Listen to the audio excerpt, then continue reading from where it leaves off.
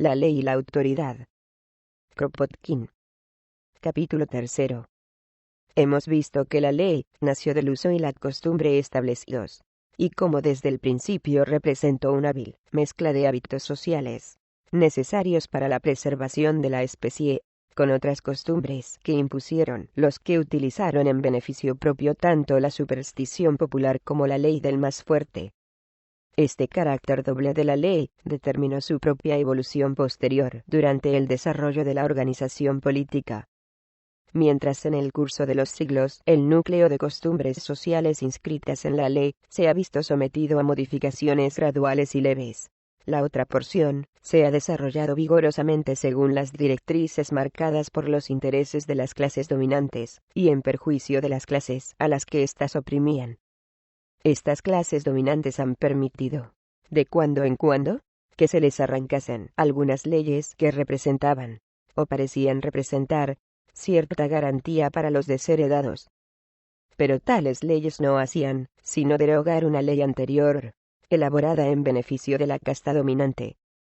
Las mejores leyes, dice Bucle, fueron las que derogaron las precedentes. Pero qué terribles esfuerzos fueron necesarios, qué ríos de sangre se derramaron cada vez que se intentó derogar uno de esos mandatos fundamentales que sirven para mantener encadenado al pueblo.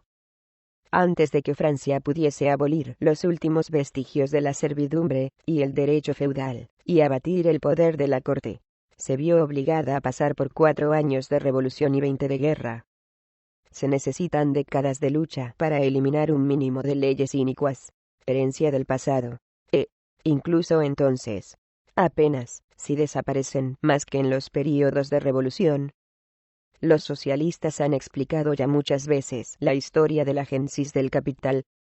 Han descrito cómo nació de la guerra y el pillaje, de la esclavitud y la servidumbre, del fraude y la explotación modernos. Han mostrado cómo se nutrió con la sangre de los trabajadores, y cómo, poco a poco, conquistó el mundo entero. Aún ha de explicarse la misma historia sobre la génesis y el desarrollo de la ley. La inteligencia popular se ha adelantado, como suele, a los hombres ilustres. Ha reunido ya la filosofía de esta historia, y se dedica a establecer sus hitos esenciales. La ley, en su calidad de garantía de los resultados del pillaje, la esclavitud y la explotación, ha seguido las mismas fases de desarrollo que el capital. Hermanos gemelos, han ido de la mano, sustentándose ambos del sufrimiento del género humano.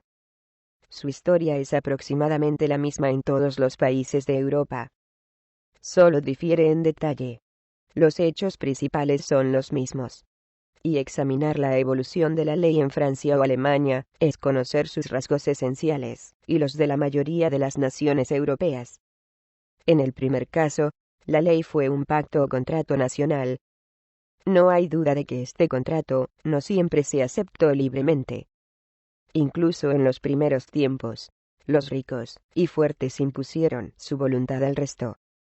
Pero encontraron siempre un obstáculo a sus abusos en la masa del pueblo, que a menudo les hizo sentir también su poder. Pero cuando la Iglesia por un lado y los nobles por otro lograron subyugar al pueblo, el derecho a hacer las leyes pasó de las manos de la nación a las de los grupos privilegiados. Fortificado por la riqueza acumulada en sus arcas, la Iglesia amplió su autoridad. Se inmiscuyó cada vez más en la vida privada, y, con el pretexto de salvar almas, se apoderó del trabajo de sus siervos.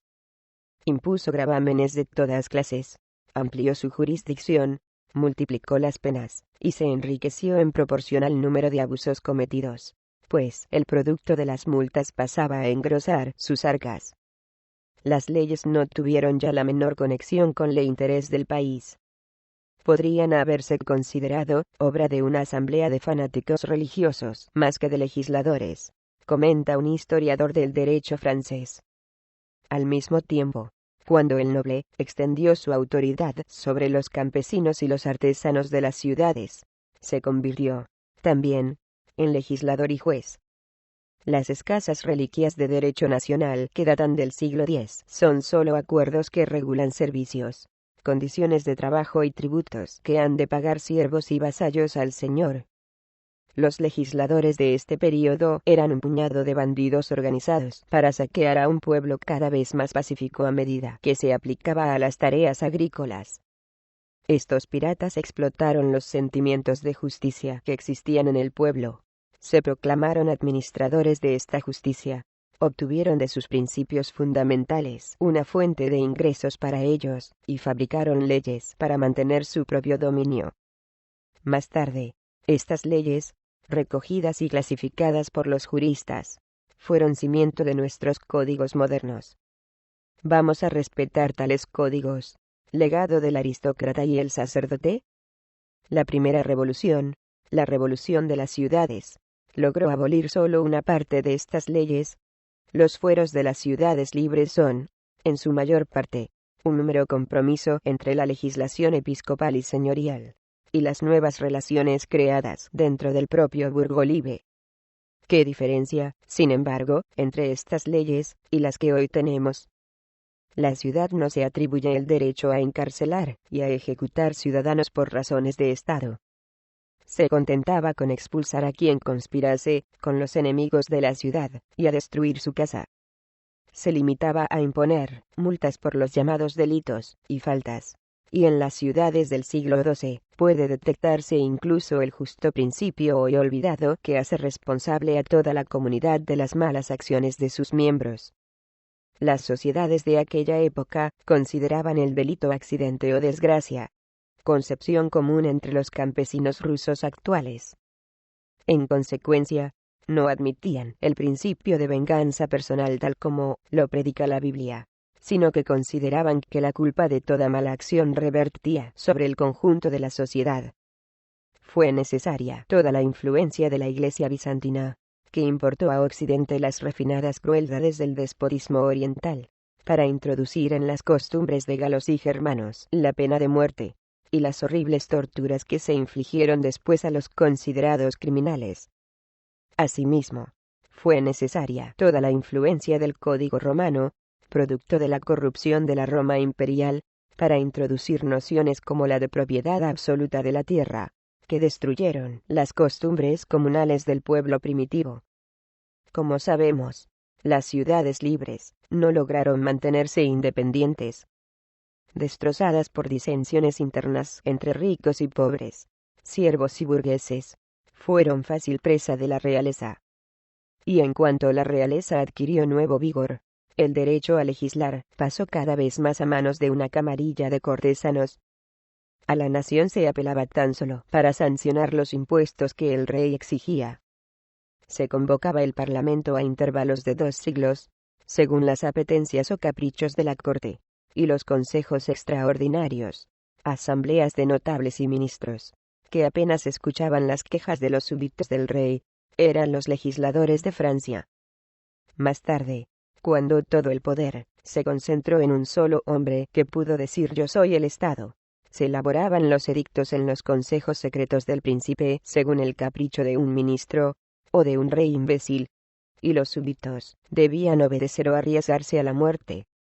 Quedaron abolidas todas las garantías judiciales. La nación pasó a ser sierva del rey, y de un puñado de cortesanos. Y en este período aparecen las penas más horribles. El potro, la hoguera, la muerte por flagelación, torturas de todo género, inventadas por la fantasía enferma de monjes y locos, que pretendían gozarse en los sufrimientos de los reos ejecutados. La Gran Revolución inició el derrumbe de este aparato legal, herencia del feudalismo y la realeza. Pero tras demoler algunos sectores del viejo edificio, la revolución entregó el poder de hacer leyes a la burguesía, que, a su vez, empezó a elaborar una nueva estructura legal destinada a mantener y perpetuar el dominio de la clase media sobre las masas. Su parlamento hace leyes a diestra y siniestra, y se acumulan con aterradoras rápidas montañas de normas. Pero, ¿qué hay en el fondo de todas estas leyes? En su mayor parte tienen un solo objeto: proteger la propiedad privada, es decir, la riqueza adquirida por la explotación del hombre por el hombre. Su objetivo es abrir al capital nuevos campos de explotación, y sancionar las nuevas formas que asume continuamente esa explotación cuando el capital devora otra rama de la actividad humana: ferrocarriles, teléfonos, luz eléctrica, industrias químicas, la expresión del pensamiento del hombre en la literatura y la ciencia, etc. El objeto del resto de esas leyes es básicamente el mismo. Existen para mantener la maquinaria de gobierno que asegura al capital la explotación y el monopolio de la riqueza producida. Magistrados, policías, ejército, instrucción pública, finanzas, todo sirve a un Dios. El capital, todo tiene un solo objeto: facilitar la explotación del trabajador por el capitalista. Analizad todas las leyes aprobadas, y no encontraréis más que eso. La protección de la persona, que se proclama auténtica misión de la ley, ocupa un espacio imperceptible entre ellas, pues, en la sociedad existente, tienden a desaparecer los ataques a la persona dictados directamente por el odio y la brutalidad. Hoy en día, si se asesina a alguien es en general para robarle, pocas veces por venganza personal. Pero si esta clase de crímenes y delitos disminuye constantemente, no se debe desde luego al cambio de legislación. Se debe al crecimiento de los sentimientos humanitarios en nuestras sociedades, a nuestros crecientes hábitos sociales, no a lo que ordenan nuestras leyes. Si derogáramos mañana todas las leyes que tratan de la protección de la persona, y detuviéramos mañana todos los procesos por asalto, el número de acciones dictadas por la venganza personal y la brutalidad no aumentaría en un solo caso. Quizás se objete que durante los últimos 50 años se ha aprobado buen número de leyes liberales.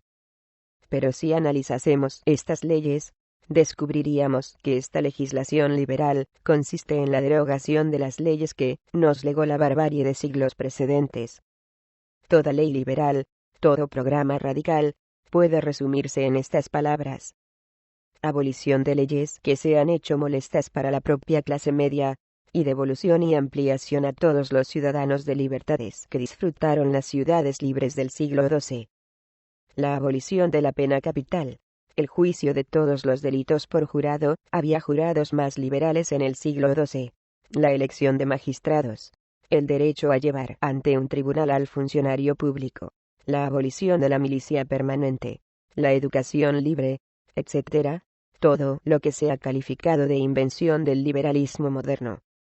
No es más que un retorno a la libertad que existió antes de que la Iglesia y el rey pusiesen sus manos sobre todas las manifestaciones de la vida humana. Así, la protección directa de la explotación a través de leyes sobre la propiedad, e indirecta por el mantenimiento del Estado, es al tiempo espíritu y sustancia de nuestros códigos modernos, y la función concreta de nuestra costosa maquinaria legislativa. Hora es ya de que no nos satisfagan simples frases, de que aprendamos a apreciar su verdadero significado. La ley, que en su primera aparición se presentó como compendio de costumbres sutiles para la preservación de la sociedad, solo se muestra hoy instrumento para mantener la explotación y el dominio de las masas trabajadoras por los ricos ociosos. Su misión civilizadora es hoy nula. Solo tiene un objeto: favorecer la explotación. Tal nos dice la historia de la evolución de la ley. Hemos de respetarla en virtud de esta historia. Desde luego que no. No es más digna de respeto que el capital, fruto del pillaje. Y será primer deber de la revolución hacer una hoguera con todas las leyes que existen, y con todos los títulos de propiedad. Fin del capítulo 3.